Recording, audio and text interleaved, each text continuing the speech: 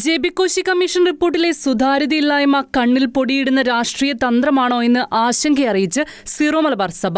ക്രൈസ്തവ വിഭാഗങ്ങളുടെ പിന്നോക്കാവസ്ഥ പരിഹരിക്കാൻ ലക്ഷ്യമിട്ട് നിയോഗിക്കപ്പെട്ട ജസ്റ്റിസ് ജെ.ബി. കോശി കമ്മീഷൻ റിപ്പോർട്ട് രാഷ്ട്രീയ ലാഭങ്ങൾക്കായി മാത്രം ഉപയോഗപ്പെടുത്തുന്നുവെന്ന ആരോപണം ശക്തമാകുകയാണ്.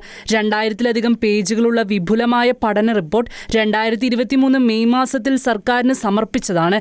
എന്നാൽ വർഷങ്ങൾ പിന്നിട്ടിട്ടും ഇത് നിയമസഭയിലോ പൊതുസമൂഹത്തിനു മുന്നിലോ വെക്കാൻ സർക്കാർ തയ്യാറായിട്ടില്ല.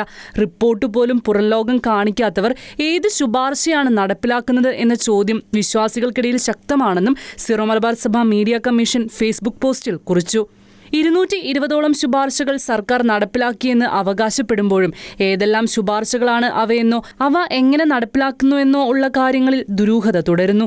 ഒരു കമ്മീഷൻ റിപ്പോർട്ട് സമർപ്പിക്കപ്പെട്ടാൽ അത് നിയമസഭയിൽ വയ്ക്കുകയും പൊതുജനങ്ങൾക്കായി പ്രസിദ്ധീകരിക്കുകയും ചെയ്യുക എന്നത് ജനാധിപത്യപരമായ രീതിയാണ്. എന്നാൽ കോശി കമ്മീഷൻ റിപ്പോർട്ടിന്റെ കാര്യത്തിൽ ഇത് സംഭവിച്ചിട്ടില്ല.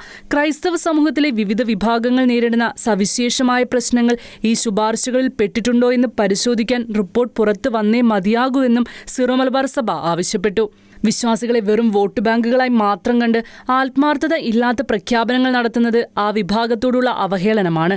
സർക്കാരിന് ആത്മാർത്ഥതയുണ്ടെങ്കിൽ ചെയ്യേണ്ടത് റിപ്പോർട്ട് പൂർണ്ണമായും വെബ്സൈറ്റിൽ പ്രസിദ്ധീകരിക്കുകയും അവയിൽ നടപ്പിലാക്കിയവ ഏതെന്ന് വ്യക്തമാക്കുകയുമാണ് ചെയ്യേണ്ടതെന്നും മീഡിയ കമ്മീഷൻ കുറ്റപ്പെടുത്തി. ഏതെല്ലാം ശുപാർശകളാണ് സർക്കാർ സ്വീകരിച്ചതെന്നും ഏതെല്ലാമാണ് നിരസിച്ചതെന്നും വ്യക്തമായി അറിയുവാൻ പൊതുജനത്തിന് അവകാശമുണ്ട്. അല്ലാത്ത പക്ഷം നടപ്പിലാക്കിയെന്ന വാദം കേവലമൊരു പ്രഹസനമായി മാത്രം അവശേഷിക്കുമെന്നും സീറോ മലബാർ സഭ മീഡിയ കമ്മീഷൻ ഫേസ്ബുക്ക് പോസ്റ്റിൽ ആഞ്ഞടിച്ചു. Church desk ഷിക്കനാനൂസ്.